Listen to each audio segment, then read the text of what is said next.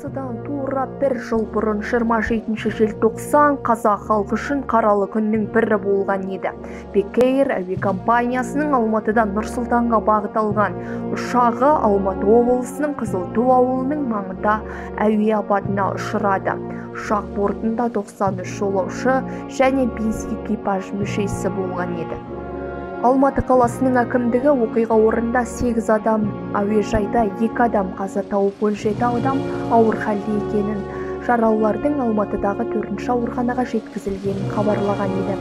Кейінірек ауруханаға жеткізілген жарақат алушылардың ішінен 2 адамның көз жұмғаны белгілі болып, қайтыс болғандардың жалпы саны 12-ге жетіп, қарасы қалың қазақтың қабырғасын қайыстырып кеткен еді бұл жағдай.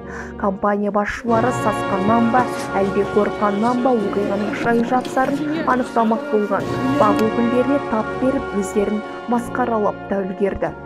Бек Эйрдің жыры қаралы күнмен біте қоймады, себебі әуе апатына байланысты Бек Эйр әуе компаниясының 27 желтоқсаннан бастап жоспарланған барлық ұшақтары тоқтатылды.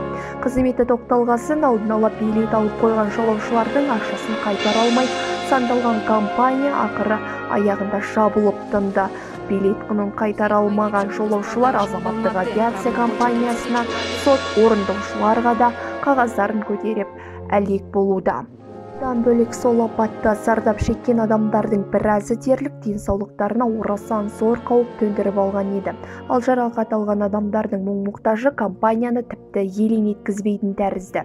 Өздерінің кінәләрін, ұшақтың техникалық ақауларын мойындамаған басшылар қаралы күнгі оқиғаның себеп-салдарын толық аша алмай, көпшіліктің көкейінде жүрген сауалды жауапсыз, жұмбақ күйінде